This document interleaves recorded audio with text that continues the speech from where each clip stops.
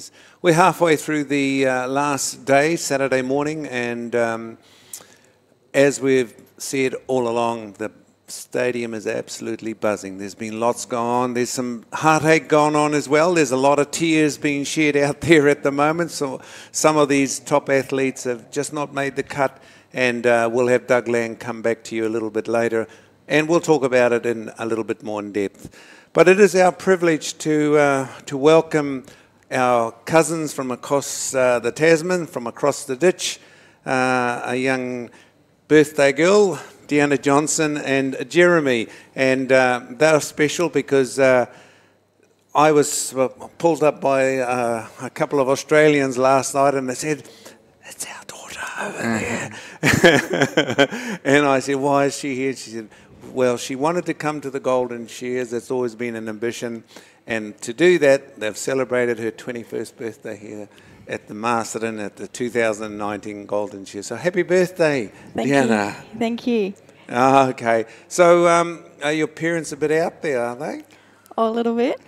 A little bit too much, probably. A little bit too much. And we got them on the kiss cam too last night, didn't we, Toby? Look, why you're here is you do have some synergy with sheep shearing and show sheep shearing and things. So you're based in Longreach? Correct. All right. Tell us what happens in Longreach. So Longreach is quite the hub of the tourism in the outback, and we run a business out there called Outback Pioneers, and it involves, we have a river cruise, have boats, a paddle wheeler that goes down the river, and we have a stagecoach which is drawn by horses, and we also have a no-go station tour, and we do shearing demonstrations on that tour as well. So that's pretty much us. Are you the shearer? I am the shearer. You don't look like a shearer. Oh, well, I am. It's a wonderful thing. So we're just trying to sell it. Anybody, even a model, could be a sheep shearer as well. Hey, Jeremy, what do you reckon? Yeah. Okay, so what's your job at the museum? So at Outback Pioneers, it's my family-run business. Me and my brother, we drive stagecoaches together. We pull the coaches with 5 horses in the team. A big team. Yeah, team. Yep. Yep. And we take tourists for rides and that out into the scrub and do a gallop and that for them when they on the way home. Okay. And is this 365 days a year? No, we do it for 7 months of the year, and that starts the 1st of April. So when we get home, we're full into getting it all ready and getting ready for the tourist. We start at the 1st of April and then finish up the end of October every year. So just the cool months. The cooler months. You're not in that. Yeah. Because at the moment we're reaching 40 degrees or above every day. So it gets pretty hot, and we don't get a lot of travellers through there through the summer months. Okay, and when you're doing the sheep shearing, it's a little bit. We have in New Zealand called the Agrodome, Right. And there's also a sister team in Japan where they do that as well. So, how many demonstrations a day would you be doing? I just do 2 demonstrations a week. That's the only amount of tourists we get. Yeah. We don't do it every day. But twice a week. We do get a lot of school groups come through, school groups of 140, anywhere between 100 and 160. They come through and we just do a demonstration and we talk about shearing for them as well. So we don't do many, but we do reach out to quite a few people. We do have a lot of international travellers as well from China and America. So it's good to reach out to them as well. And a lot of people... New Zealand. And New Zealand. Hey, thank you very much for your parents and their.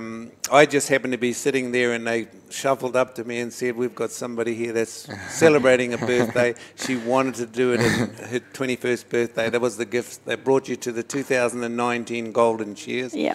Next year we've got our 60th birthday, so you better put it in your calendar, and we'll make it back. Is there anybody you'd like to make a shout out to?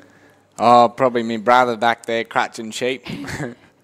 He's doing a good job for us while we're away. Okay, and no fly strike, no nothing of that? Not yet. Not yet. We've had a little bit of rain, but we weren't in the bad flooding event that happened further north. So.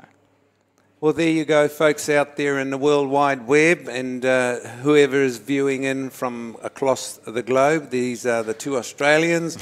One has come across to celebrate her birthday. What better place to do it in Masterton.